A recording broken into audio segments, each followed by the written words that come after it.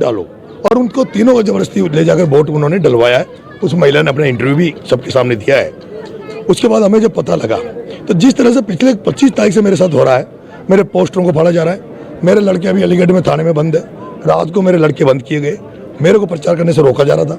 हर जगह ये प्लान किया गया कि भाई धीमी वोटिंग हो, इनके लोगों को वोटरों से तो जाने से रोका जाए। यहाँ भी फिर हमने देखा कि अभी तक कलेक्टर नहीं आई।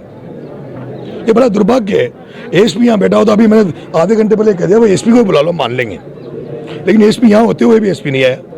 डिप्टी को भेज रहे हैं और डिप्टी कह रहा मैं आश्वासन दे दूं 2 दिन बाद में अगर हम लाख लोगों को लेकर अगर कलेक्टर का घेराव करेंगे इस मुद्दों को लेकर, तो कलेक्टर कहेगा मेरे पास तो सूचना नहीं थी। हम ये चाहते थे आज रिटर्न में केवल कलेक्टर सीएम को मैसेज कर दे भाई इन गाँव को देवली से वापस उपखंड जो इनका उनियारा से हटा के इनको देवली उपखंड किया है, जो उनियारा इनके 15 किलोमीटर पड़ता है, देवली 95 किलोमीटर पड़ता है। ये पूरा पंचायत का गांव, 8 गांव पंचायत में, उन सबका ये मुद्दा था। इन्होंने कहा भाई हमें वहाँ से हटाकर, तो लेकिन कलेक्टर ने हमारी अनसुनी करी और अभी तक कलेक्टर यहाँ नहीं आई है।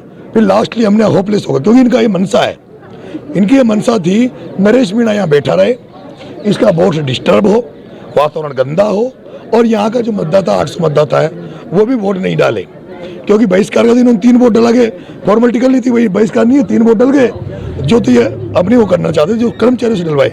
लेकिन अभी ये तय हुआ है कि जो लड़ाई हम लड़ रहे हैं उसमें वो चाहते हमसे ये थे कि वोटिंग नहीं हो, तो हमारा उनका मकसद सफल हो रहा था। ऐसे में मैंने अभी फैसला लिया है, एक सीओ साहब आए रघुवीर सिंह जी, उन्होंने कहा मैं आश्वासन दे दूं। हमने मना कर दिया, सीओ का लेवल का नहीं है, सीओ का लेवल का होता तो हम एसडीएम से बात कर लेते। हमने कहा कलेक्टर लेवल की बात है, हमने सीओ से मना कर दिया, आप आश्वासन मत दो, हमें आश्वासन की जरूरत नहीं है, हमें कलेक्टर का आश्वासन चाहिए।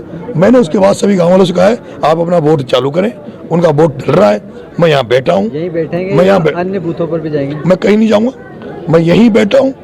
जैसे इनकी वोटिंग खत्म होगी मैं इस गाँव से मंत्रणा करूँगा।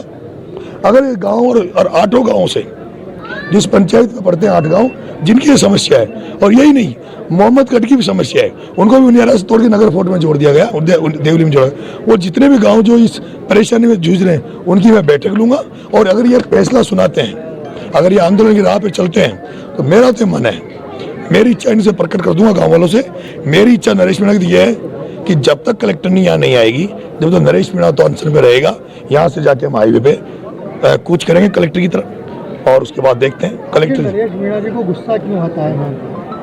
गुस्सा इसलिए आता है 25 तारीख से 13 तारीख तक गांधी जी के मार्ग पे चल रहे थे, लेकिन आज के इस आधुनिक भारत में जहाँ सब लोग भ्रष्ट हैं, सारे अधिकारी जो करप्ट हैं, वो सारे अधिकारी जो सुनने को तैयार नहीं, महात्मा गांधी के अहिंसा के मार्ग को मानने का तैयार नहीं है, इसलिए भगत सिंह की जरूरत है। इसलिए नरेश मीणा को भगत सिंह बनना की जब तक जरूरत पड़ी तब तक नरेश मीणा भगत सिंह बनता है और बनता रहेगा। पूरे क्षेत्र की अगर बात की जाए, बात हुई है